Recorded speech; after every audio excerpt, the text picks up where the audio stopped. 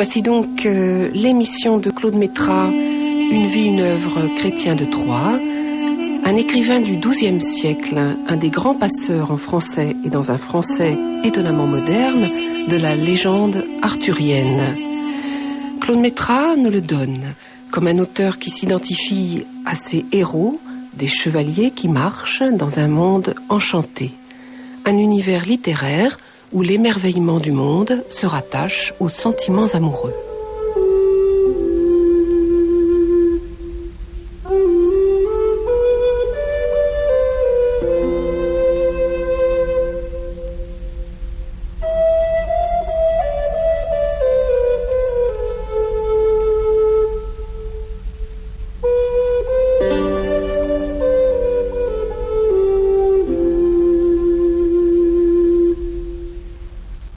Une vie, une œuvre.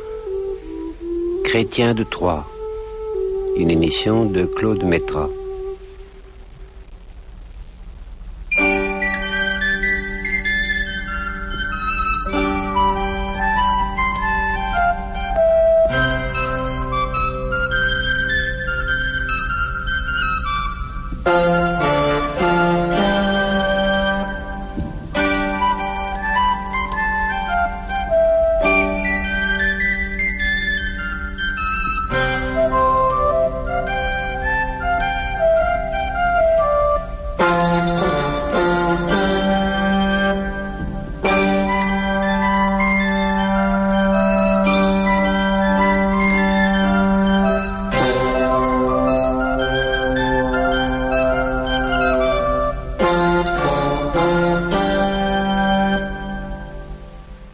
Main d'entre nous ont en souvenance Les Visiteurs du soir, ce film de Jacques Prévert et de Marcel Carné, qui au plein de la guerre déployait les voiles de l'imaginaire comme pour répondre à tout ce que la réalité d'alors portait en elle de cruauté. À la fin du récit, le diable, incapable de vaincre les flammes de l'amour, transformait en pierre les deux êtres qui s'étaient l'un de l'autre épris, mais sous la pierre, les cœurs continuaient à battre. Sans doute de telles légendes étaient-elles ainsi racontées dans les veillées d'hiver, en ces châteaux que les troncs de bois fumants parvenaient péniblement à réchauffer. Et qui étaient-ils ceux qui les racontaient? Jongleurs, trouvères, tous gens habiles dans la parole et dans le geste. On dit que Chrétien de Troyes ne fut point des leurs, n'ayant peut-être point talent pour raconter, mimer, chanter. On dit qu'il fut seulement un de ces poètes chroniqueurs qui, au service des grands du temps, fournissaient récits aux saisons à venir. Homme plus ou moins d'église aussi, comme il y en avait tant alors qui, dans le silence des monastères, trouvaient à s'instruire et à rêver. Il nous faut nous l'imaginer, enfants et adolescents, dans cette contrée du nord de la France, dont les foires ont réputation bien au-delà des frontières du royaume. Un pays en perpétuel mouvement où marchands, mendiants et bateleurs se mêlent aux artisans et aux laboureurs. C'est un monde lui-même en enfance qui jouit d'une paix relative, et une immense soif de vivre et de connaître semble alors traverser tout l'Occident de l'Europe. Les bâtiments du temps, les manuscrits, les fêtes figurées dans les tableaux et les tapisseries nous disent assez l'extraordinaire passion à être de ces gens dont l'existence est cependant si fragile. Et cet enfant nourrit ses rêves et ses rêveries du spectacle même des cités et de la nature, mais aussi de toutes les histoires merveilleuses que colportent au hasard des saisons les errants venus d'Angleterre ou de la lointaine Aquitaine. Et ce qu'ils racontent, c'est leur voyage à travers la diversité des provinces et tout ce qui leur fut dit ici ou là, au hasard des rencontres. C'est sur le modèle de ces funambules souvent misérables que les chevaliers, à leur tour, c'est-à-dire ceux qui ont le privilège du cheval, vont devenir errants et en quête d'aventure. L'aventure, c'est ce qui advient. Pauvre, certes, est le sort de celui à qui rien n'arrive. C'est comme si Dieu ou les étoiles s'étaient détournées de lui. Dans le projet divin ou dans les étoiles est inscrite la destinée de tout être vivant, mais comment déchiffrer l'inscription? L'errance est une voie pour lire ici ou là les signes qui donnent à toute destinée sa couleur. Et ces signes ainsi reconnus mènent à ce lieu nommé amour. Et c'est autour de ce lieu que se déploie la quête de Chrétien de Troyes.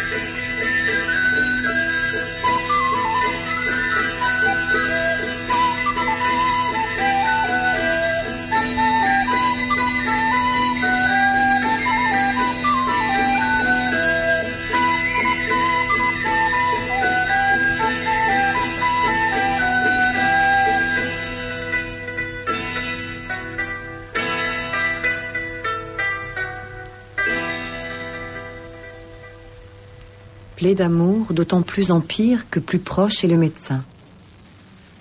Messire Yvain porte cette plaie dont jamais il ne guérira.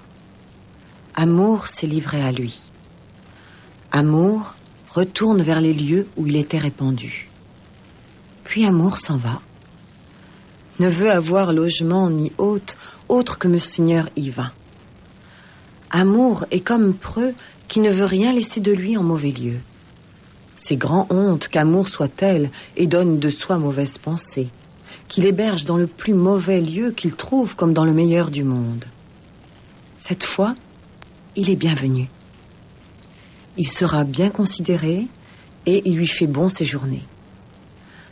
Ainsi Amour, qui est très noble, se devrait-il toujours conduire? N'est-il point étonnant qu'il ose honteusement en mauvais lieu descendre? Amour ressemble à celui-là qui, dans la cendre et la poussière, répand son baume, hait l'honneur, aime le blâme, délaie la suie, mêle le sucre avec le miel. Mais ici n'a pas mal agi. Amour qui s'est logé en un franc lieu dont nul ne lui fera grief. De son désir se désespère, car Messire Yvain ne peut croire que ce qu'il veut puisse advenir. Et il se dit, par la foi, je dois bien me tenir quand je veux ce que je n'aurai. Je blessais à mort son Seigneur et je veux croire faire paix avec elle. Par ma foi, je ne peux douter qu'elle me hait plus maintenant que rien au monde et à bon droit. En ce moment, et je dis prudemment car femme a plus de 1000 cœurs, le sentiment qui est le sien en ce moment où je parle, peut-être en changera-t-elle encore ? Ah, elle en changera sûrement. Je serais fou de ne le croire. Dieu lui donne de bientôt changer. Il me faut être en son pouvoir pour toujours, puisque c'est Amour qui le veut. Qui ne fait accueil à Amour, dès que celui-ci va vers lui, fait trahison et vilainie. Oui, je dis à bon entendeur qu'il n'en doit avoir ni bien ni joie. Et moi, doit-elle m'appeler amie? Ah oui, sans doute. Parce que je l'aime. Et suis-je donc son ennemi? Nenni, certes, mais son ami, car jamais être au monde n'ait voulu tant aimer. J'ai pitié de ces beaux cheveux qui passent leur fin tant ils luisent. Quelle fine merveille ce serait de la regarder si la dame était joyeuse, quand sa fureur déjà si grande est sa beauté. Oui, vraiment, je le peux jurer. Jamais nature ne put faire plus large mesure. Comment donc cela se peut être? D'où est si grande beauté venue? Dieu la fit de sa main nue pour étonner la nature.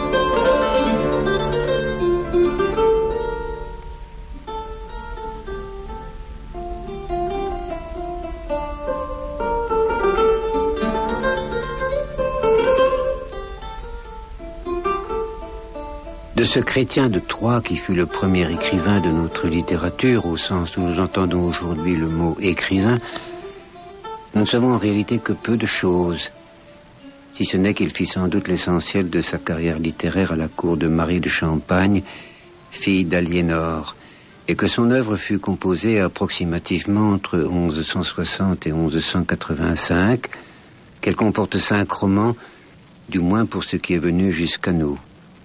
Érec et Énide, Cligès, Lancelot ou le chevalier à la charrette, Yvain ou le chevalier au lion, et Perceval ou le comte du Graal, que Chrétien de Troyes n'eut pas le temps d'achever. De son Tristan, nulle trace. Et il est sans nul doute le premier créateur de ce que nous nommons l'univers romanesque. Son œuvre est la mise en scène d'une dramaturgie fondée sur l'imagination et où, dans une perspective qui va féconder largement le lyrisme médiéval, apparaissent dans leur pleine lumière les incertitudes et les enchantements du cœur. De cette invention de l'amour, nous sommes les héritiers directs, entourés toujours que nous sommes des somptueuses imageries de la légende bretonne, fascinés à l'égal des gens du Moyen-Âge par les sortilèges de la révélation amoureuse et par ses pouvoirs sur la vie et sur la mort.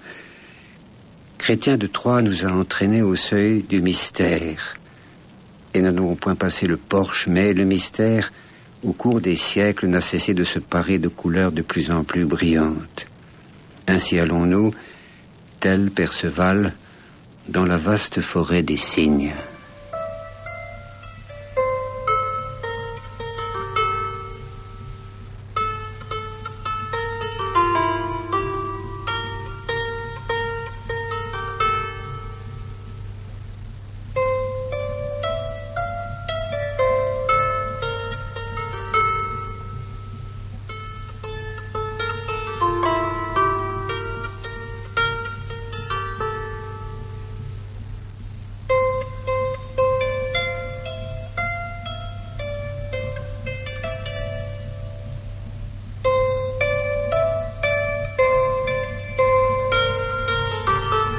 Le soir, on se logea en une prairie à la lisière d'un bois, mais au matin suivant, la neige recouvre le sol glacé.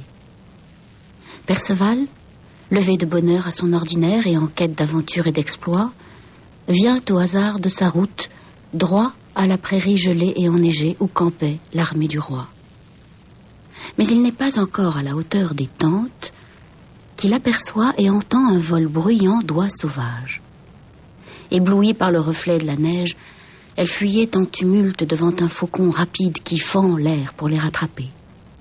Enfin, l'une d'elles, séparée des autres, s'égare et s'offre à lui sans défense. Il la heurte et malmène si rudement qu'il l'abat à terre. Mais l'heure était trop matinale pour le faucon qui dédaigne de se joindre et s'attacher à sa proie. Perceval accourt là où il a vu la bande tournoyer. L'oie était blessée au col. Elle saigne 3 gouttes de sang qui s'épandent sur le blanc de la neige. On eût dit une couleur naturelle. Mais elle n'était pas assez touchée pour rester collée au sol, et avant que Perceval pût la saisir, elle était déjà loin. Quand il vit la neige tassée à l'endroit et le sang tout autour, il s'appuya sur sa lance pour regarder cette apparence étrange.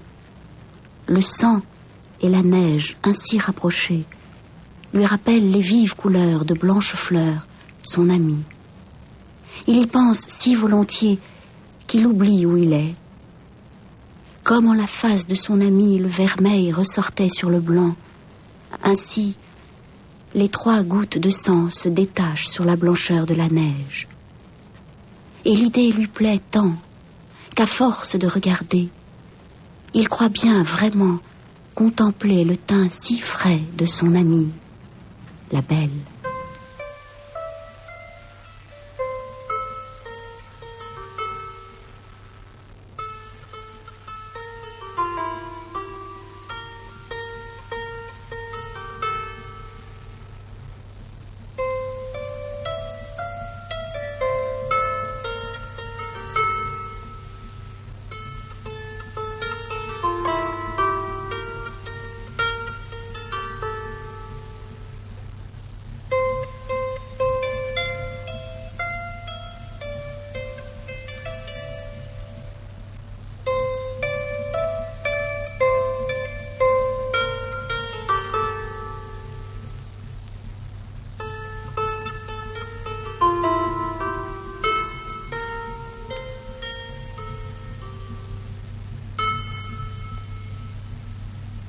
Dedans les salles, les chevaliers s'assemblèrent, là où les avaient appelés les dames et les demoiselles.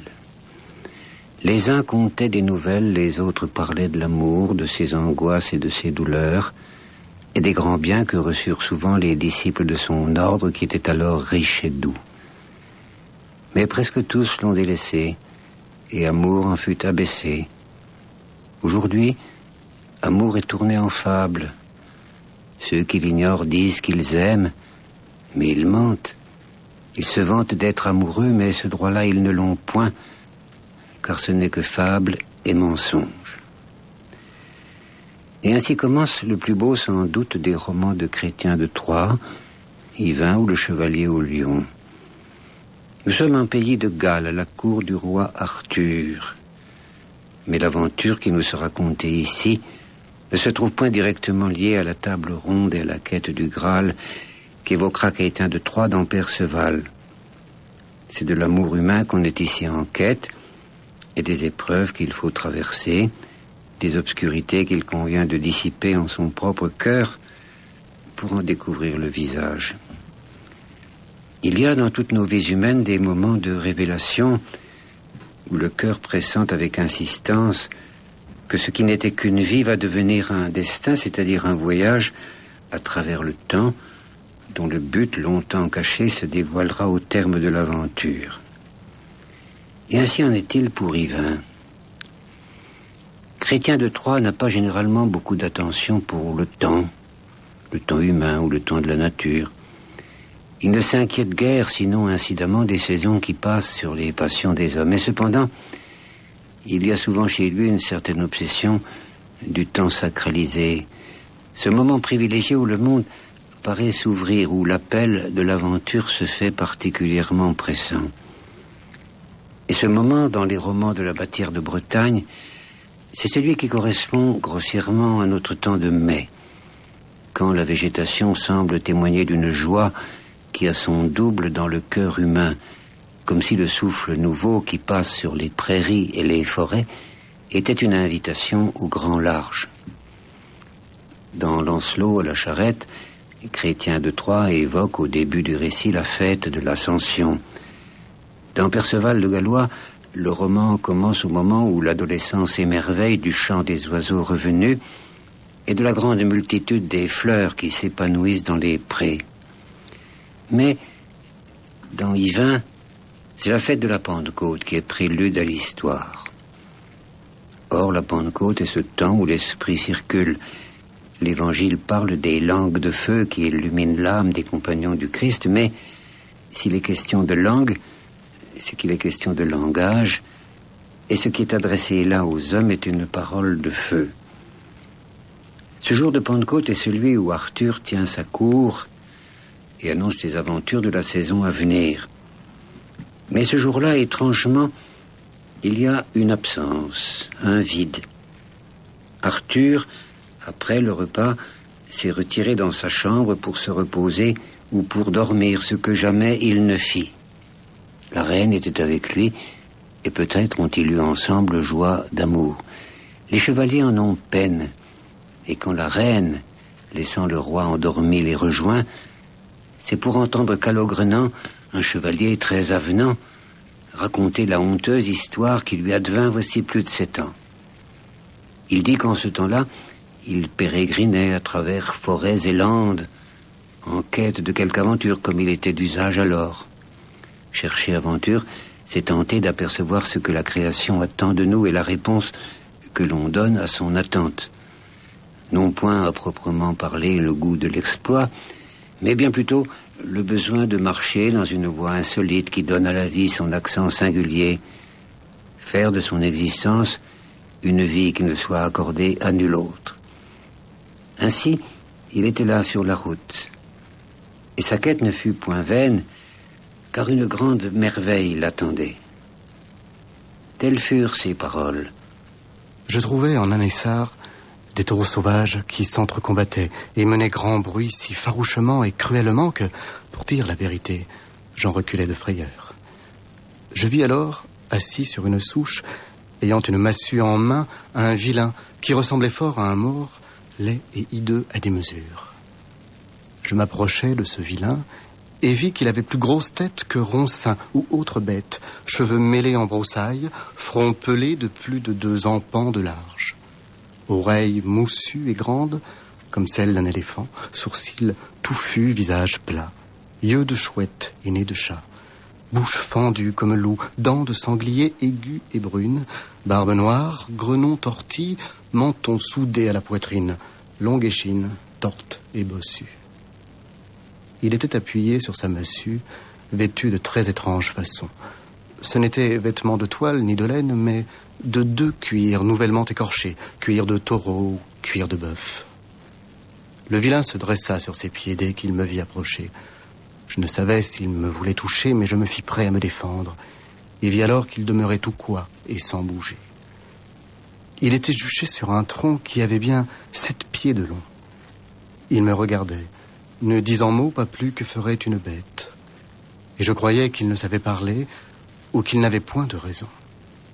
Toutefois, tant m'enhardit que je lui dis « Va, dis-moi si tu es bonne créature ou non. » Il me dit « Je suis un homme. » « Quel homme es-tu ? » ?»« Tel comme tu vois, autre n'ai jamais été. »« Que fais-tu ici ? » ?»« Je vis ici et garde les bêtes de ces bois. »« Mais toi, dis-moi, quel homme tu es et ce que tu cherches ? » ?»« Je suis un chevalier en quête de ce qu'il ne peut trouver, car je cherche et rien je ne trouve. Et que voudrais-tu trouver ? Aventure, pour éprouver ma prouesse et ma hardiesse. Je te prie et te demande, dis-moi si tu connais quelque aventure merveilleuse. D'aventure, je n'en connais. Jamais n'en entendis parler. Mais si tu veux aller jusqu'à une fontaine et entreprendre de lui rendre son droit, tu n'en reviendras pas sans peine. Tu trouveras ici, auprès, un sentier qui t'y conduira. Si tu veux employer tes pas bien comme il faut, tu iras tout droit ton chemin. Prends bien garde à tout ce qui pourrait te dévoyer. Tu verras la fontaine qui bout, quoique plus froide que le marbre. Ombre lui fait le plus bel arbre que jamais sut faire nature. En tout temps la feuille lui dure, il ne la perd soir ni matin. Il y pend un bassin d'or fin, retenu par une si longue chaîne qu'elle va jusqu'à la fontaine. Près de celle-ci, tu trouveras une grosse pierre. Je ne saurais te dire quelle espèce de pierre, car je n'en vis jamais de pareille. Tu apercevras de l'autre côté une chapelle petite, mais fort belle. Si tu veux prendre de l'eau dans le bassin et la répandre sur la pierre, tu verras une telle tempête qu'en ces bois ne restera bête, chevreuil, daim, cerf ni sanglier. Les oiseaux même en sortiront, car tu verras foudre tomber, pleuvoir, tonner et éclairer. Et si tu peux en échapper sans grand tourment et sans pesance, tu auras eu meilleure chance que chevalier qui jamais y fut.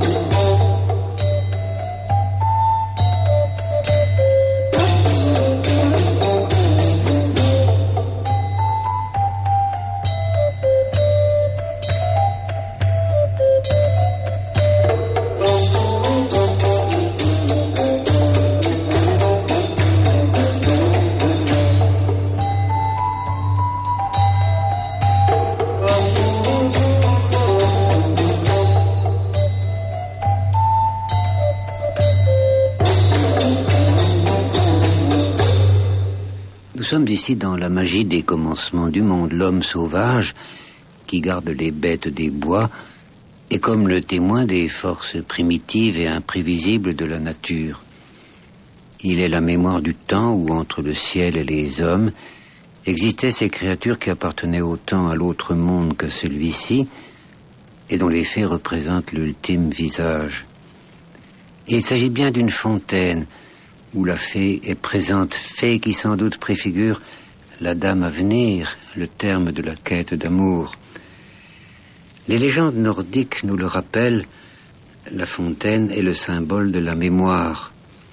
C'est auprès d'elle que les muses vont chercher leur inspiration, sans doute parce que l'eau, qui sourd ainsi des profondeurs de la terre, révèle la connaissance cachée dans les entrailles du monde, sans doute parce que dans ces eaux se sont contemplées toutes les figures plus ou moins divines maintenant disparues. L'eau de la fontaine était le seul miroir de la fée qui ouvre les portes du royaume amoureux.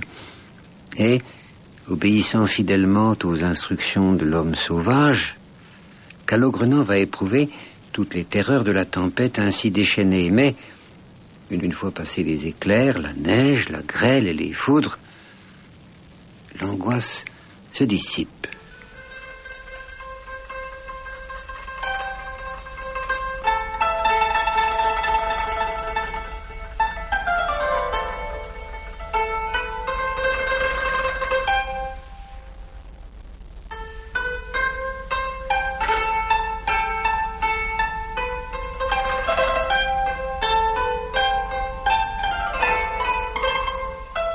Les vents bientôt se reposèrent, et ils n'osèrent plus vanter. Quand je vis l'air clair et pur, de joie je fus tout assuré. Et je vis amasser sur le pin des milliers d'oiseaux. Le croix qui veut, il n'y avait branche ni feuille qui n'en fût couverte. C'était bien l'arbre le plus beau. Doucement les oiseaux chantaient, chacun en son langage. Très bien leur chant s'entre-accordait. De leur joie, je me réjouis. J'écoutais jusqu'au bout leur office. Jamais je n'ouïs si belle musique.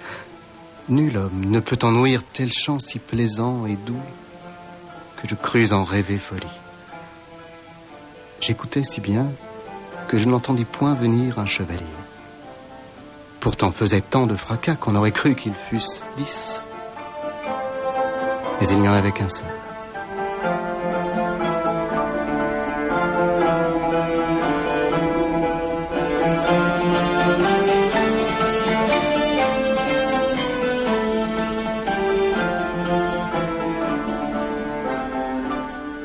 L'extase que connaît là Calogrenant est extase d'amour, dévoilement d'une joie qui apparemment n'appartient pas à la cité des hommes. On en retrouve image dans maints textes mystiques qui évoquent, dans les moments extrêmes de l'illumination amoureuse, la métamorphose du corps en musique, comme si l'enchantement suprême était de transformer notre chair en un chant somptueux, dissolution de l'être dans un accord sublime qui est retour au son premier dont naquit un jour le monde. Et il y a ici comme un pressentiment de cet éternel retour qui, pour les civilisations anciennes, était la loi même de l'histoire. Calogrenant a ouvert ses yeux sur l'enchantement de la création, mais qui donc est digne de cet enchantement? Nous en faisons chaque jour l'expérience, la splendeur de certains paysages, la beauté de certains visages, le mystère enfoui au cœur de certains silences. Ce sont là autant d'éléments qui nous renvoient à une autre réalité. Mais nous n'avons aucun moyen de retenir entre nos mains fragiles ces paysages, ces visages, ces mystères. Ils demeureront simplement, fragmentairement dans notre mémoire, comme les signes d'une richesse que nous ne pouvons partager. Car de cet enchantement, Calogrenant va être hâtivement exclu. Dans un grand fracas, le chevalier arrive en vive colère car la tempête a causé grand dommage dans ses biens.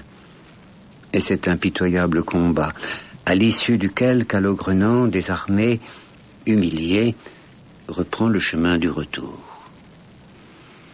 Telle fut la malheureuse destinée de ce chevalier, mais 7 ans ont passé. Et ce récit achevé, Yvain en est tout troublé. Sur son âme opère la séduction de l'étrange et, comme le dit Louis Vax, l'étrange rend l'homme étranger à lui-même. L'échec de Calogrenant, Yvain le lit comme une impuissance à assumer ce que la fontaine merveilleuse propose de presque inconcevable à l'esprit humain, entrer en communication avec l'autre monde, avec l'invisible, pour mieux découvrir le vrai sens du visible. Mais que représente dans cette mise en scène le chevalier dont le sort semble lié à celui de la fontaine?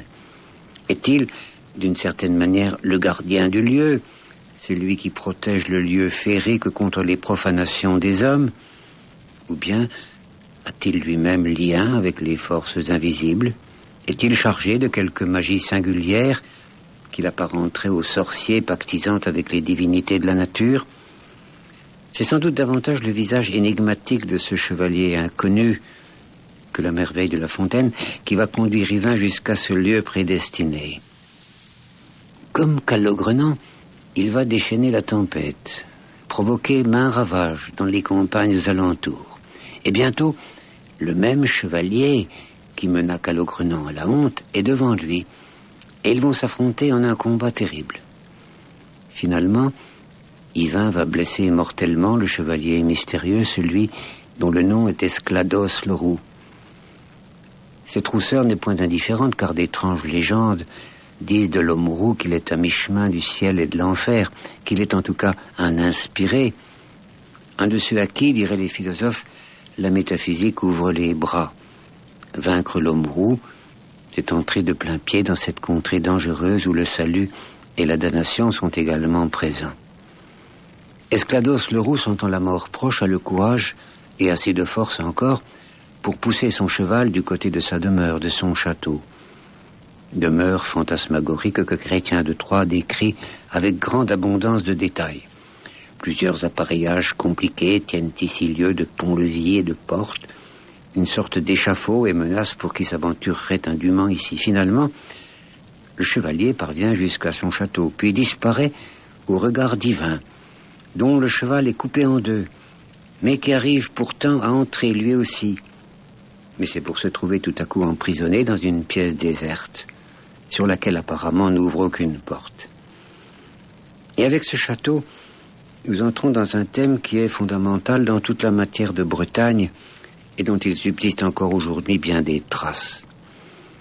Dans les contes qu'on appelle toujours des contes de fées, même si les fées en sont souvent absentes, on trouve souvent l'histoire d'un être fragile, démuni, qui, au terme d'épreuves multiples, va trouver à la fois une princesse et un château. L'image est reprise dans le langage populaire, où le bonheur consiste à découvrir en même temps un cœur et une chaumière. Et ce château est peut-être la figure essentielle, quoique souvent dissimulée, des récits bretons. Lorsqu'on déchiffre pour la première fois Lancelot à la charrette, Yvain le chevalier au lion ou Perceval le gallois, et que la mémoire tout emplit encore des émotions et des passions des chevaliers errants, on contemple le paysage que le train ou la voiture fait vivre sous nos yeux, le regard s'attache avec une force particulière à ces demeures plus ou moins en ruine, à ces bâtiments dressés au-dessus des falaises ou tapis au creux d'une vallée. Et comme, instinctivement, nous les nommons châteaux, et nous les imaginons sans peine tout habités des paroles et des dramaturgies de ces hommes et de ces femmes qui là poursuivent à la fois la vie et le rêve. Car c'est bien finalement le visage qu'a pour nous le château, le lieu magique où rêve et réalité ne font qu'un.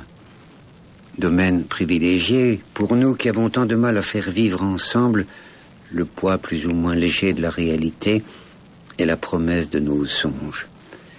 Avec le château, nous sommes entre deux mondes, celui de la terre d'un côté et celui qui est tantôt le ciel, tantôt le souterrain, car par rapport aux maisons des hommes, le château s'exprime soit à travers sa tour dressée vers le firmament, soit à travers la multitude et la profondeur de ses caves.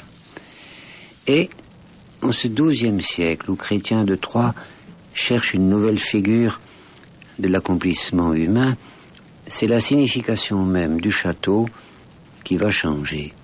Jusque-là, dans les mouvances de ces temps barbares où les invasions succèdent aux invasions, les pillages aux pillages, le château est un des emblèmes de la guerre, un témoin de l'impitoyable cruauté d'un monde purement viril, où seules parlent les armes, où seules sont reconnues les vertus propres aux communautés combattantes, le courage, l'honneur, l'exploit, l'adresse, la loi du sang, telle qu'elle s'exprime dans le meurtre, la bataille, l'extermination. Mais dans l'œuvre de Chrétien de Troyes, c'est un autre sang qui parle, celui qui irrigue le cœur, celui qui est le miroir des émotions de l'être. Au château de la réalité succède un autre château, celui de l'enchantement, et c'est la femme qui va en occuper le lieu central, puisqu'elle est la médiatrice de la magie.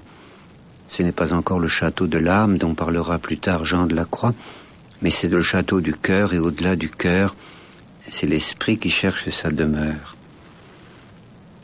Tout voyageur attentif peut éprouver encore dans les murailles des anciennes demeures, dans les ruines des vieilles habitations chevaleresques, cette puissance de métamorphose que portent en eux certains lieux particuliers, comme si ces murs et ces vastes salles avaient été précisément conçus pour que l'amour y trouve son refuge sublime. En ce même temps, les hommes construisent dans la fièvre les cathédrales où l'amour divin va découvrir son véritable habitacle. C'est la quête d'une beauté qui est à la mesure de la beauté mouvante de la création. À cet amour divin va s'ajouter l'amour humain, celui auquel, depuis les origines, l'homme et la femme ont tenté de donner forme.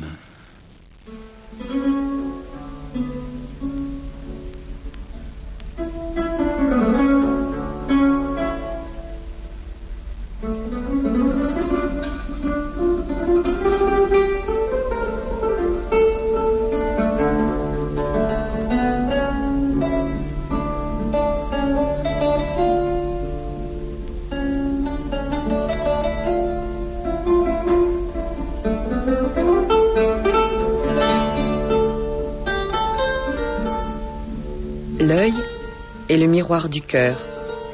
Et c'est par ce miroir que passe, sans le blesser ni le briser, le feu dont le cœur s'enflamme. Le cœur n'est-il pas dans la poitrine comme la chandelle allumée que l'on met dans une lanterne ? Si vous enlevez la chandelle, il n'en sortira nulle clarté. Mais tant que la chandelle dure, la lanterne n'est pas obscure, et la flamme qui brille en elle ne l'abîme ni ne lui fait dommage. Il en est de même du vitrail. Il n'est si fort, ni si épais, que le ray du soleil n'y passe sans l'endommager en rien. Le verre ne sera jamais assez clair pour éclairer par sa seule vertu si autre lumière ne le frappe. Songez à la clarté des yeux, qui, à tous ceux qui les regardent, semblent deux chandelles brillantes. Qui a la langue assez déliée pour pouvoir décrire ce nez bien fait, ce visage clair où la rose couvre le lys, de sorte qu'un peu elle l'efface pour mieux illuminer la face et la petite bouche riante ? Dieu la fit de telle manière que nul ne la voit sans penser qu'elle rit. Il y a tant de choses à dire et tant de choses à compter pour décrire chaque détail, et du menton, et des oreilles, que ce ne serait pas merveille si j'en oubliais quelque chose. Je n'ai pas encore dit qu'auprès de cette gorge-là, trouble paraîtrait le cristal, et que sous la tresse, le cou est bien 8 fois plus blanc que l'ivoire. De la naissance du cou à l'entr'ouverture du fermail, ce que j'ai vu de la poitrine découverte est plus blanc que neige fraîche.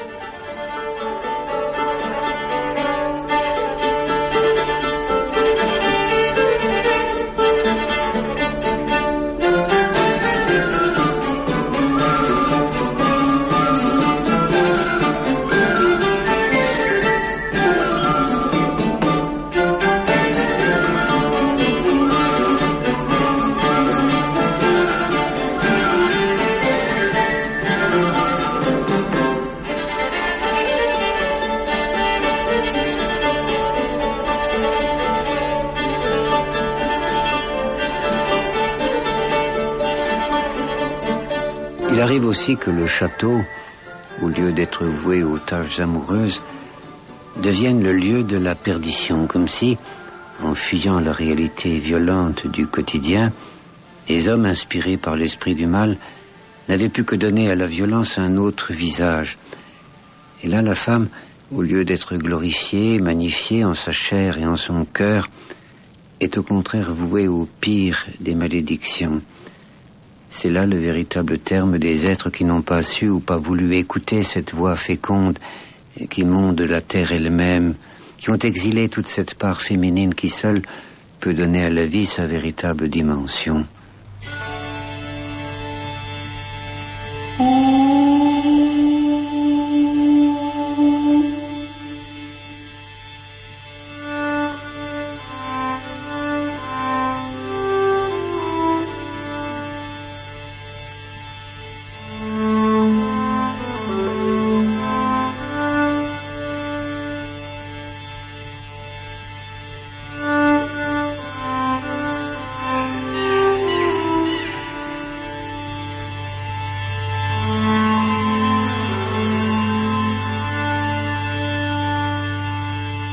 En regardant entre les pieux, Yvain voit jusqu'à 300 pucelles occupées à divers ouvrages avec des fils d'or et de soie.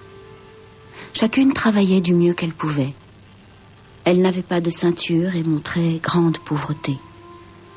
Leurs cottes étaient décousues aux mamelles et sur les côtes. Leurs chemises étaient sales au col. Grêle était leur cou et pâle leur visage de par la faim et la mésaise. Il les voit et elle le voit. Toutes baissent la tête et pleurent.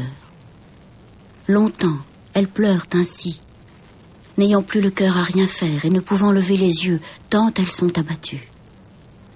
Il cherche lui du préau et tant le cherche qu'il le trouve. Il vient devant les demoiselles et les salue toutes ensemble. Il voit les gouttes des larmes qui tombent de leurs yeux, car elles pleurent. Et Yvain leur dit: Dieu, s'il lui plaît, vous ôte du cœur ce chagrin où je vous vois, et veuille le tourner en joie. L'une répond: Qu'il vous entende, Dieu que vous avez appelé. Il ne vous sera point caché qui nous sommes et de quelle terre, si vous désirez le savoir. Je suis ici pour cela, répond Yvain. Sire, il advint qu'autrefois, le roi de l'île aux Pucelles voyageait pour apprendre nouvelles par les cours et par les pays. Il alla tant comme fou naïf qu'il se jeta en ce péril. Il vint ici pour notre malheur, car c'est nous qui n'avons rien mérité, qui sommes ici et supportons hontes et maux. Et sachez que vous-même pouvez en attendre grand honte, si on ne veut votre rançon prendre. Mais toujours arriva-t-il que ce roi, notre Seigneur, vint ici où habitent 2 fils du diable, et ne prenez pas pour une fable ce que je dis. Ces 2 diables durent combattre contre le roi qui éprouva peine terrible, car il n'avait pas 18 ans. Les diables le pouvaient pourfendre comme un tendre agnelet, et le roi, qui avait grand peur, se délivra de ce péril comme il le put. Il jura qu'il enverrait chaque année 30 de ses pucelles, et fut quitte pour cette rente. Il fut convenu par serment que ce tribut devait durer jusqu'à la mort des 2 Mauffets, et que ce jour-là seulement, où il serait conquis et vaincu en bataille, le roi serait quitte de cette taille, et nous serions délivrés. Nous, qui à honte sommes livrés, et à douleur, et à mésaise. Mais je viens de dire grande folie en parlant de la délivrance. D'ici jamais ne sortiront. Toujours draps de soie tisseront, et n'en seront pas mieux vêtus. Toujours seront pauvres et nus, et toujours faim et soif auront. Jamais ne pourront tant gagner que mieux en ayons à manger. Du pain en avons chichement, peu au matin et moins au soir. Car de l'ouvrage de nos mains n'aura chacune pour son vivre que 4 deniers de la livre. Avec cela, nous ne pouvons avoir assez de manger et de drap, car qui gagne en sa semaine 20 sous n'est pas tiré de peine. Eh bien, sachez en tous les cas qu'il n'est aucune d'entre nous qui ne gagne 20 sous ou plus. De quoi rendre riche un duc. Nous sommes en grande pauvreté, bien que riches de nos gains. Celui pour qui nous travaillons, et des nuits grand parties veillons, et tout le long du jour aussi, nous menace de nous rouer nos membres si nous nous reposons. Pour cela, n'osons reposer. Mais que vous dirais-je de plus? De mal et de peine avons tant que ne pourrait le quart en dire. Et nous enrageons de colère quand nous voyons de jeunes chevaliers et prud'hommes venir pour combattre les deux maux faits. L'hospitalité qu'on leur donne, ils la paient cher. Ainsi vous ferez demain, car que vous le vouliez ou non, il vous faudra combattre, et vous y perdrez votre nom.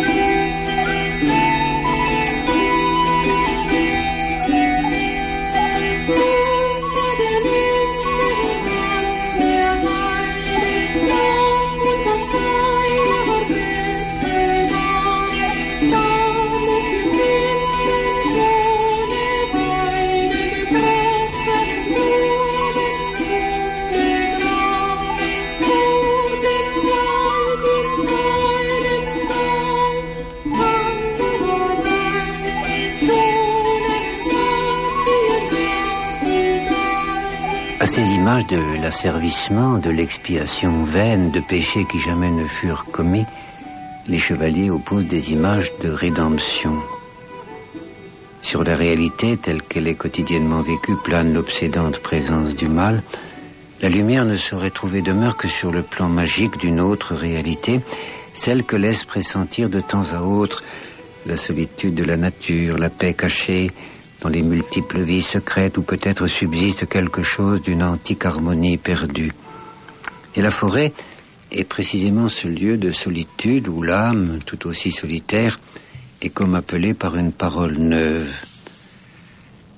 Car la forêt qu'incessamment traversent les chevaliers errants, que traversent aussi ceux qui n'ont que leurs pieds pour les mener au terme du voyage, cette forêt est comme l'image du monde des commencements. Elle est la création non encore accomplie. Terre sauvage, hostile aux humains, mais lieu de refuge aussi quand la réalité se fait ennemie et menaçante. Elle est d'abord solitude, et de cette solitude compte à faire ceux dont le destin est la quête d'amour, c'est-à-dire la quête de l'autre.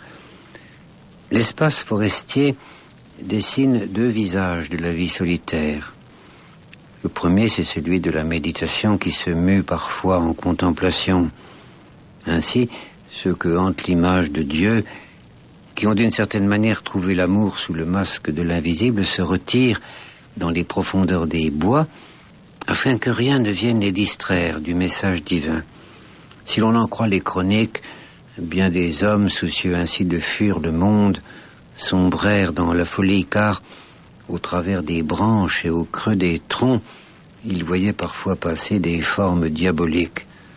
Plus prudents, nombre de ces fous de Dieu choisissaient au cœur de la forêt la clairière, ce lieu qui a tous les emboutements de la sauvagerie, mais où la lumière qui vient du ciel trouve à se poser. Mais le second visage que revêt parfois l'espace forestier, c'est celui de l'exil. Un exil volontaire auquel se condamnent ceux qui pensent avoir failli à leur tâche, n'avoir pas été à la mesure de ce qu'amour attendait d'eux. Comme si l'homme qui a trahi son propre cœur ne pouvait trouver salut que du côté de la vie animale. Les bêtes n'ont point quête d'amour, elles suivent seulement les règles obscures de la vie et du sang de la vie. Revenir du côté des bêtes, c'est tenter d'effacer en soi l'image même de l'amour, échapper à cette obsession de l'enchantement qui habite l'âme en quête de l'autre. Shakespeare s'en souviendra lorsque, dans le son d'une nuit d'été, il racontera les noces étranges de Titania et de l'âne. La jeune fille dira à la bête: « Viens t'asseoir sur ce lit de fleurs, que je caresse tes joues charmantes, et que j'attache des roses musquées sur ta tête douce et lisse, et que je baise tes belles et longues oreilles, mon ineffable joie. » Mais cette tentation qui jette l'homme vers l'animal le conduit inexorablement à la folie, car la forêt n'exprime plus que l'absence d'amour, l'impossibilité de rejoindre le visage de l'aimer. D'autres, certes, chanteront l'Arcadie heureuse, ce lieu où hommes et bêtes ont contracté alliance et parlent le même langage, cette terre où l'agneau dort avec le loup. Pour les compagnons de la table ronde, il n'y a point d'autre paradis que la couche d'herbe tendre ou de drap fin où l'amante repose avec son amant. Point d'autre parole que celles qui naissent sur les lèvres bien-aimées. Mais cet exil dans la forêt renvoie toujours l'homme aventureux, celui qui a dépassé les incertitudes et les émois de l'adolescence, à une autre image propre, celle-là, à l'enfance. Car pour l'enfant, la forêt est le lieu interdit, celui où l'on ne peut pénétrer sans danger. Mais à cause même de cette interdiction, c'est un lieu de révélation. C'est là, en ce territoire livré aux caprices de la seule nature, qu'à la solitude orgueilleuse de l'enfant, le message de l'invisible est parfois délivré. Et c'est dans cette forêt que les hommes perdus cherchent leur rédemption. Yvain a trahi celle qu'il aimait. Il a eu d'elle permission d'aller, comme l'y invitaient les compagnons du roi Arthur, à courir l'aventure 1 année durant, jusqu'à la Saint-Jean d'été. Mais il a laissé passer le temps. Et la dame a envoyé à la cour d'Arthur une messagère qui signifie à Yvain son congé. Et ce sera grande brisure au cœur d'Yvain, pas seulement parce qu'il se sait désormais séparé de cette femme qu'il a si longtemps cherchée, mais surtout parce qu'il comprend tout à coup qu'il n'a pas été à la mesure du destin qui lui avait été proposé. Tout véritablement est un intercesseur entre l'homme et la création, entre le ciel et la terre. L'amour trahi le ramène à sa condition proprement terrestre. L'infidélité le rend semblable au serpent. Alors, comme le serpent, il lui faut changer de peau. Mais cette métamorphose est pleine de périls et conduit souvent aux portes de la déraison.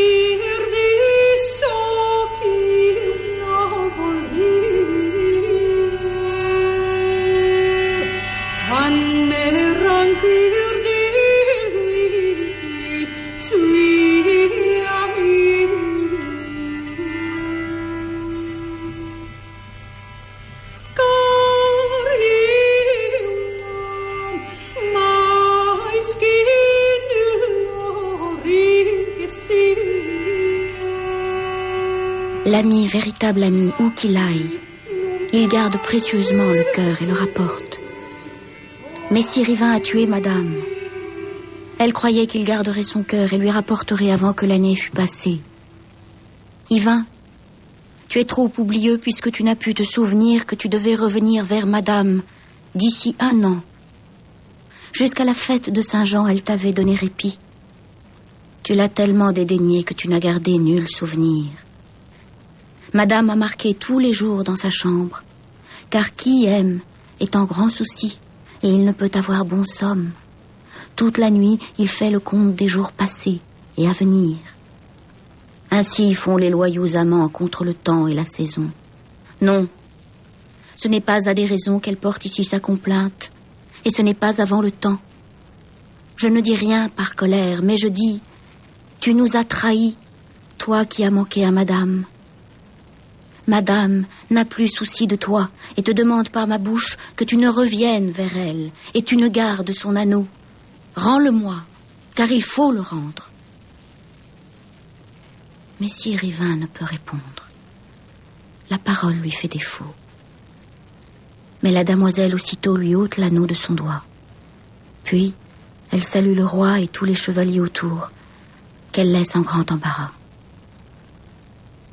Messire Yvain est accablé. Tout ce qu'il voit est un tourment. Tout ce qu'il entend l'incommode. Il voudrait être au loin, s'enfuir en une terre si sauvage qu'on ne sache plus le quérir, où n'y ait ni homme ni femme qui ne connaissent rien de lui non plus que s'il était au profond d'un abîme. Il ne hait rien tant que lui-même. Auprès de qui se conforter? N'est-il pas auteur de sa perte? Messire Yvain s'éloigna sans prononcer une parole, tant il avait peur de folleyer devant les barons assemblés. Ceux-ci le laissèrent aller seul sans prendre à lui nulle attention. Ce n'était point assurément ni leurs propos ni leurs affaires qui pouvaient retenir Yvain. Il fut bientôt loin des pavillons. Alors s'empara de lui le délire. Il lacéra ses vêtements, puis s'enfuit par champs et arrêts. Les compagnons qui le cherchaient dessous les tentes, nul ne le trouva, non plus par les haies et les vergers. Yvain, courant comme insensé, trouva près d'un parc un garçon tenant un arc et des flèches barbelées. Ayant encore un peu de sens, Yvain lui arracha ses armes. Puis, il perdit tout souvenir de son aventure, se mit à la guette des bêtes au bois, les tua, mangea venaison toute crue, tant il rôda de tous côtés comme rôde un forcené, qu'il trouva par là une maison petite et basse. C'était la demeure d'un ermite fort besogneux pour le moment, à Essarté. À voir venir un homme nu, bien s'aperçut qu'il n'était pas homme sensé et courut au plus tôt se cacher dedans sa maison. Mais comme il était charitable, il posa du pain et de l'eau sur le rebord de la fenêtre. Yvain, l'insensé, s'approcha, prit le pain et y mordit car il se sentait grand faim. Jamais il n'en avait mangé de si mauvais goût et si dur. La mouture en était sûrement de bas prix, car ce pain avait été pétri d'orge avec de la paille, moisi et sec comme une écorce. Yvain était tenaillé de faim si grande que le pain lui sembla tendre comme bouilli, car la faim est la meilleure sauce, bien préparée et bien confite pour tout manger. Yvain dévora le pain entier et but toute l'eau fraîche du pot. Ayant ainsi mangé et bu, Yvain s'enfonça de nouveau dans le bois, cherchant les cerfs et les biches. En le voyant qui s'éloignait, l'ermite fit prière à Dieu de protéger ce pauvre homme, mais il lui demanda aussi qu'il ne revienne plus errer de ce côté de la forêt. Qui donc empêcherait un insensé de revenir volontiers en tel lieu où il a trouvé âme charitable? Tout le temps qu'il fut en sa folie, Yvain s'en revint donc par là chaque jour, apportant devant lui de l'ermite le don de quelques bêtes sauvages. Tout son temps passait à chasser. L'ermite dépouillait et faisait cuire. Chaque jour, le chasseur insensé trouvait le pain et l'eau dans la boîte disposée près de la fenêtre. Avait donc le boire et le manger, eau fraîche puisée en fontaine, et venaison sans sel ni poivre. L'ermite vendait les pots, achetait le pain d'orge ou d'avoine, dont le feu avait à pleine thé.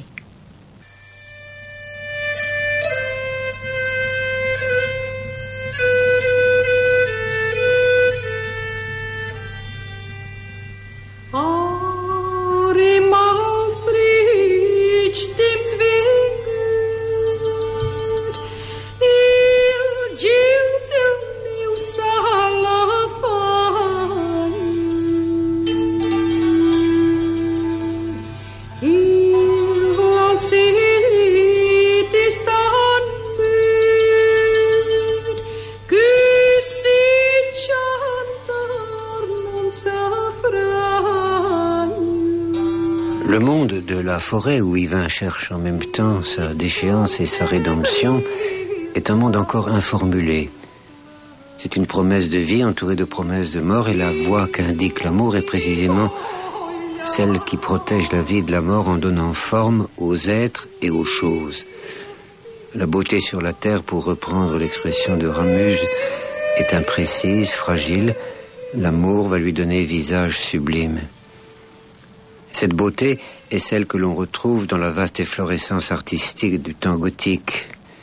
Figurée au porche des cathédrales ou dans les imageries du livre, les hommes et les femmes participent tous à leur manière de la condition divine, car ils sont illuminés de l'intérieur. Hésitants, humbles, sont les pas qui mènent vers cette illumination.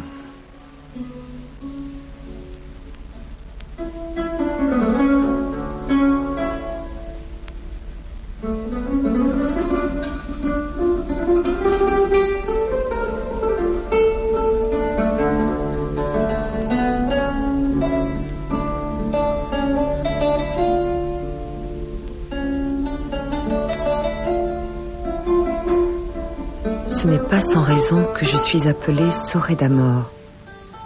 C'est dire blonde d'amour. Je dois aimer et être aimée. Je le dois prouver par mon nom, car en ce nom, je ne trouve qu'amour. Si la première partie de mon nom est couleur d'or, c'est que les meilleurs sont les plus blonds. Pour cela, je tiens mon nom pour le plus beau, car il est de la couleur qui s'accorde avec tout ce qui est le meilleur. Qui m'appelle par mon vrai nom, toujours me rappelle l'amour. Une moitié de mon nom d'or, l'autre moitié d'une dorure claire et blonde. Et l'on dit Sorée d'Amor, comme on dirait surdorée d'amour. Il n'est dorure si fine que celle qui m'enlumine. J'aime et toujours j'aimerai. Mais qui? Oh, vraiment, la belle demande. Celui qu'amour me commande d'aimer. Nul autre, jamais, n'aura mon amour.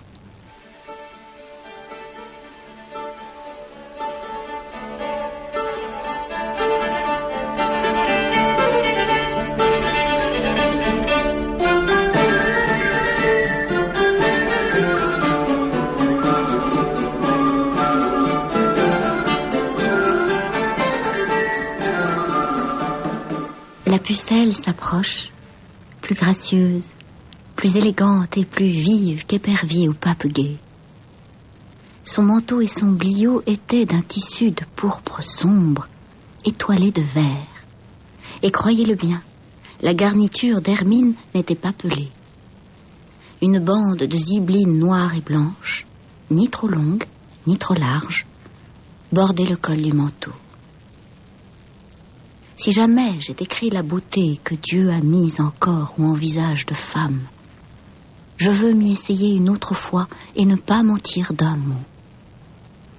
Ses cheveux flottaient sur ses épaules, et qui les eût vus eût bien cru qu'ils fussent d'or fin, tant le blond en était lustré, chatoyant.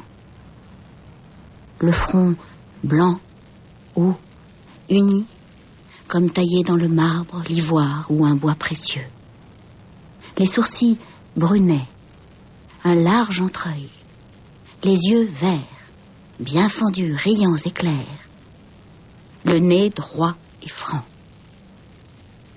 Et en son visage, le vermeil assis sur le blanc lui seyait mieux que sinople sur argent. Pour ravir le sens et le cœur des gens, Dieu avait fait d'elle la merveille des merveilles. Jamais encore il n'en avait créé de semblable. Plus jamais il n'en devait créer.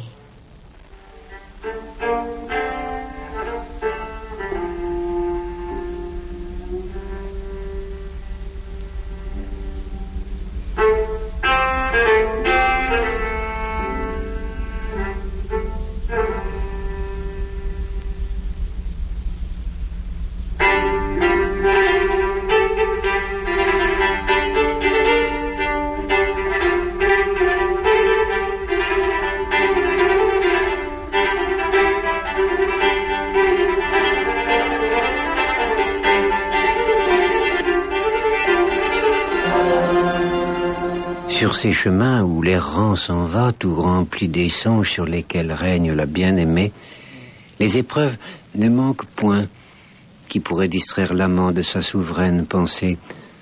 Seul, l'ermite au fond de sa cellule ou de sa grotte peut ignorer les messages et les contradictions de la vie ordinaire. Celui qui va parmi les hommes est sans cesse contraint de protéger la flamme de sa passion contre les multiples petites lueurs qui tentent d'éclairer sa route. Tel ce malheureux Lancelot, qui par amour pour Guenièvre est monté sur la charrette d'infamie dans l'espoir de sauver la reine des puissances maléfiques.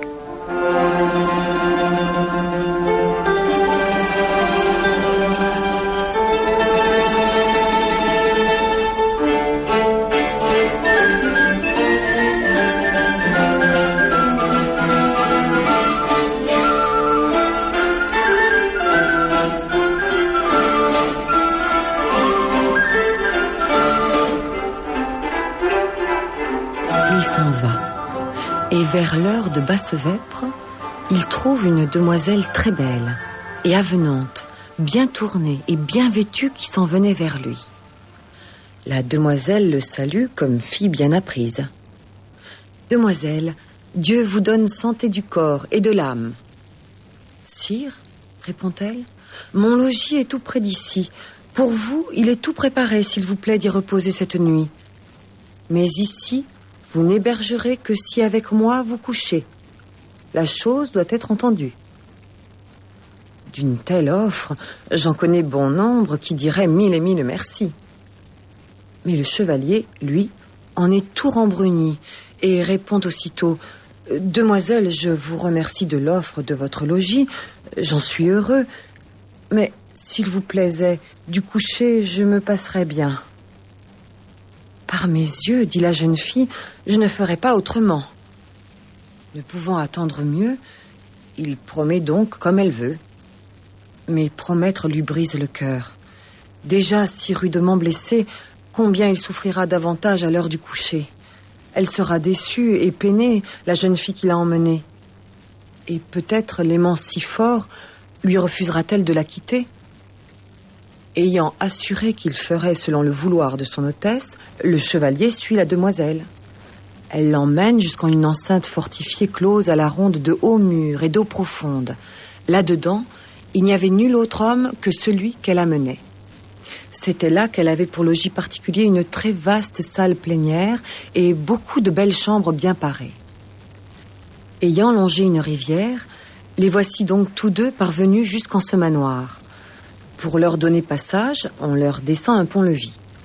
Rien ne les retient au seuil de la salle, dont lui est alors grand ouvert. Ils voient une longue table couverte d'une grande nappe. Déjà, on avait mis dessus des plats, des chandelles en chandelier et des hanapes d'argent doré, plus de pots, l'un plein de morée et l'autre de fort vin blanc. Près de la table, au bout d'un banc, ils trouvent 2 bassins d'eau chaude pour se laver les mains, et à l'autre bout, une serviette bien ouvrée et très blanche pour s'essuyer. Ils ne virent ni valet ni écuyer. Le chevalier se débarrasse de son bouclier et le suspend à un croc.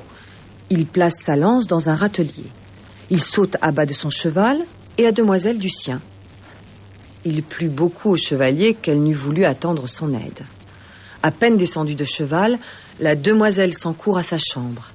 Elle apporte un manteau d'écarlate dont elle revêt son hôte. Dans la salle, 1000 ténèbres. Pourtant, les étoiles luisaient au ciel. Il y avait tant de chandelles, de tortices gros et ardents, que très vive était la clarté. Quand elle lui eut attaché au cou le manteau, « Ami, dit-elle, voici l'eau, voici la serviette. Personne ici pour vous les présenter, sinon moi comme vous voyez. Lavez vos mains et prenez place dès qu'il vous plaira. » Bien volontiers. Il s'assied et elle s'assied près de ce chevalier qui lui plaît vivement. De compagnie, ils mangent et boivent. Quand ils sortent de table, la jeune fille dit au chevalier: « Sire, allez là dehors vous distraire, mais n'y demeurez que le temps que vous penserez nécessaire pour mon coucher. Alors, vous pourrez venir, si vous voulez tenir votre promesse. » Il répond: « Je tiendrai ma promesse. Je reviendrai quand je penserai que c'est l'heure. » Alors il sort. Il demeure un bon moment au milieu de la cour, puis il lui faut bien revenir comme il en a fait le serment. Il s'en revient donc dans la salle, mais son amie il ne revoit, car vraiment elle n'est pas là. Il dit: « Par la promesse que j'ai faite, je la chercherai jusqu'à ce que je la trouve. » Il entre en une chambre d'où il entend crier très haut une pucelle. C'était celle-là même avec laquelle il venait coucher. Il voit lui ouvert d'une autre chambre d'où viennent tous ces hauts cris. Et il voit là, sous son regard, qu'un chevalier l'a renversée et la tient entravée sur le lit, toute découverte. Sûrement elle appelle au secours. « À l'aide, chevalier, toi qui es mon hôte. Si tu n'ôtes ce ribaude sur moi, il me honnira devant toi. C'est toi qui dois coucher avec moi comme tu as promis. Celui qui me tient fera-t-il ce qu'il veut par force et sous tes yeux? Gentil chevalier, secours-moi vite, je t'en supplie. » Le chevalier voit bien que très vilainement le ribaud tient la demoiselle découverte jusqu'au nombril. Il a grand honte de le voir nu qui tient la demoiselle nue. Cette vue pourtant ne lui donne nul désir et il n'a nulle jalousie. Mais il voit près de la porte de la chambre, comme portiers très bien armés, 2 chevaliers tenant épées nues, puis 4 sergents munis chacun d'une hache capable de trancher l'échine d'une vache tout aussi aisément que Racine de Genêt. Le chevalier s'arrête devant la porte et dit « Dieu, que pourrais-je faire ? Je me suis mis en route pour la grande affaire de poursuivre la reine Guenièvre. Je ne dois avoir cœur de lièvre, puisque je me suis mis pour elle en cette quête. Si l'acheté me tient et me commande, je ne parviendrai où je tends. Si je reste ici, je serai au nid. Que Dieu n'ait de moi merci. Par orgueil, je ne le dis. Si j'aime mieux mourir avec honneur que de vivre avec honte. »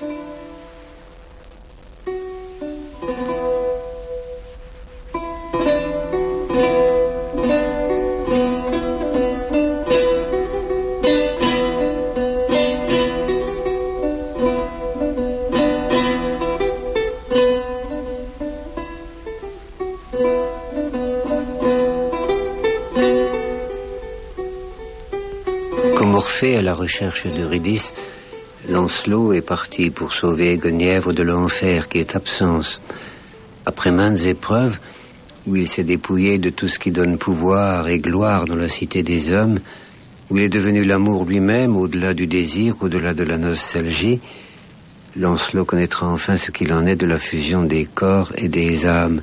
Car ce que Chrétien de Troyes regarde comme les véritables noces, ce sont ces moments privilégiés où l'étreinte est comme une eau purificatrice qui délivre l'être aimant de toutes les boues, de toutes les pensées sombres qui séparent son cœur du cœur de l'aimer. La reine lui montre une fenêtre, lui montre de l'œil, non du doigt, et dit « Venez parler à moi à cette fenêtre cette nuit, qu'en séant tous dormiront. Vous viendrez par un verger. Vous ne pourriez ici entrer ni héberger. Je serai dedans, vous dehors. Je ne pourrai vous approcher si ce n'est de bouche ou des mains. Mais s'il vous plaît, jusqu'à demain j'y serai pour l'amour de vous. Nous retrouver nous ne pourrions, car devant moi gît en ma chambre qu'est le sénéchal qui languit des plaies dont il est tout couvert. Ne demeurez ici plus longtemps, madame. Ne craignez point le moins du monde que je vienne à faire du bruit. Ces barreaux, je crois, me céderont très gentiment, sans que j'aie à me donner trop de mal, ni à rompre le sommeil de personne. » Alors la reine s'en va, et Lancelot commence de faire en sorte de vaincre la fenêtre. Il s'efforce sur les barreaux, il les tire en tous sens. Il les ploie et parvient à les desceller tous. Mais si coupant en est le fer, que Lancelot s'ouvre une blessure à la première phalange du petit doigt, une blessure profonde jusqu'au nerf, et de même se tranche la première jointure du doigt voisin. Lancelot ne s'aperçoit qu'il perd de son sang goutte à goutte et ne souffre de ces 2 plaies, car tout son être est ému de bien différentes façons. Lancelot franchit lestement la fenêtre qui s'ouvrait à quelque hauteur.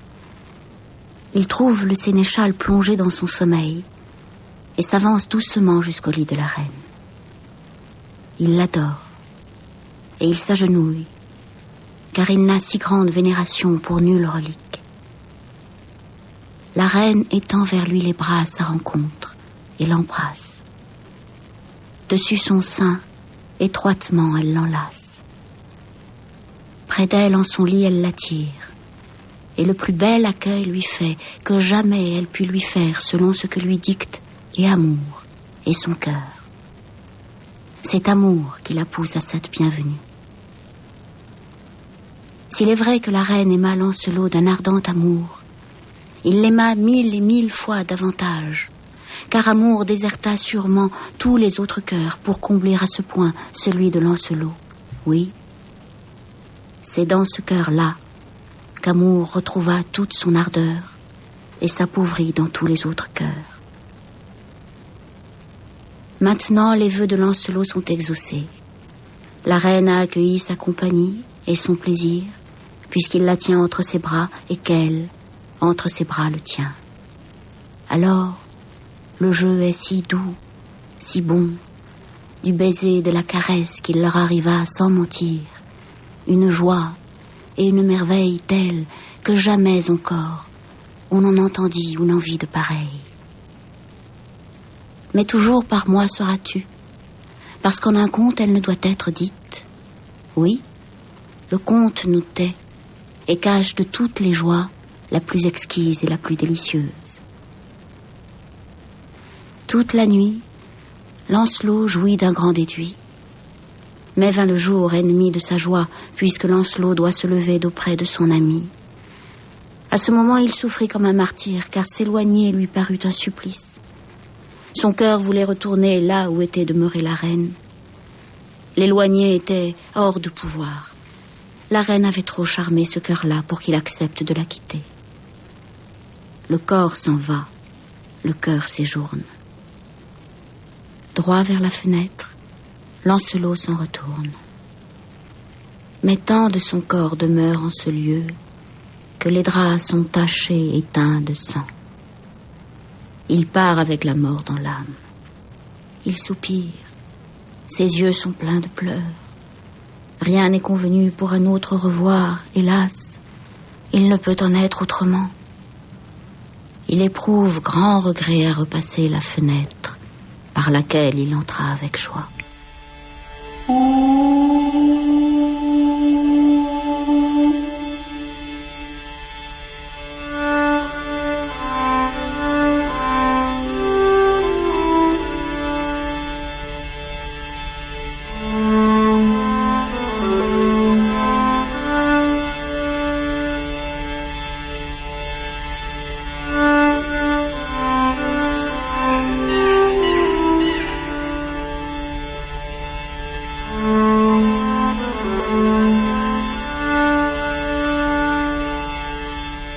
Hors du temps, hors de l'espace, s'épanouit le véritable amour. À la fin du roman, Lancelot, qui de la reine Guenièvre a reçu toutes les grâces mêlées de la lune et du soleil, revient volontairement à la servitude qui est la sienne, aux mains du sinistre Méléagant.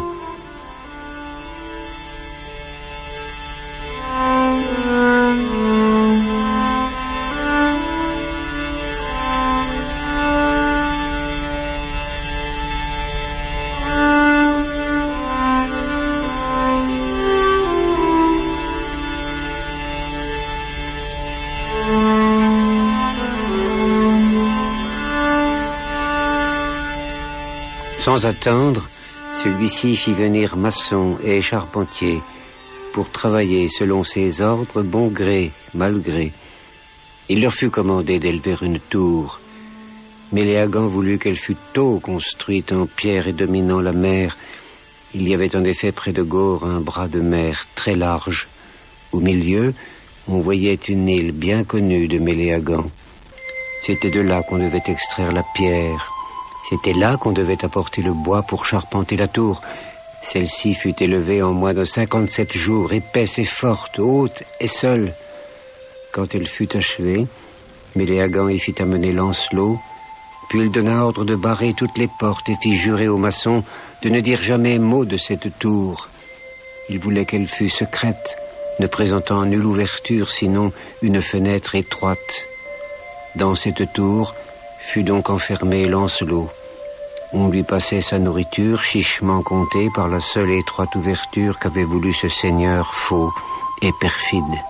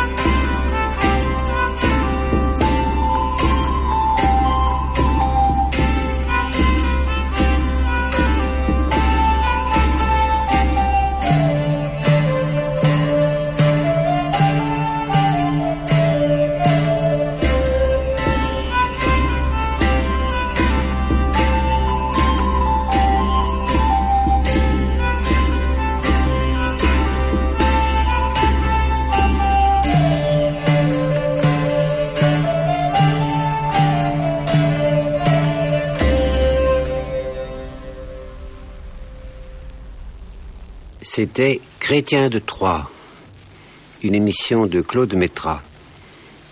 Prise de son et mixage, Yann Parentoen. Réalisation, Daniel Finot. Avec les voix de Catherine Laborde, Françoise Fouquet et Philippe Boris. En librairie, sous le titre Les romans de la table ronde, on trouvera Éric et Énide, Cligès, Lancelot le chevalier à la charrette, Yvain le chevalier au lion, dans la collection Folio Gallimard, avec une présentation de Jean-Pierre Fouché. Et on trouvera aussi Perceval le Gallois aux éditions Stock. Pour la bibliographie, on consultera le très beau livre de Michel Galli et Christiane Marcelo Nisa, Littérature de l'Europe médiévale, aux éditions Magnard.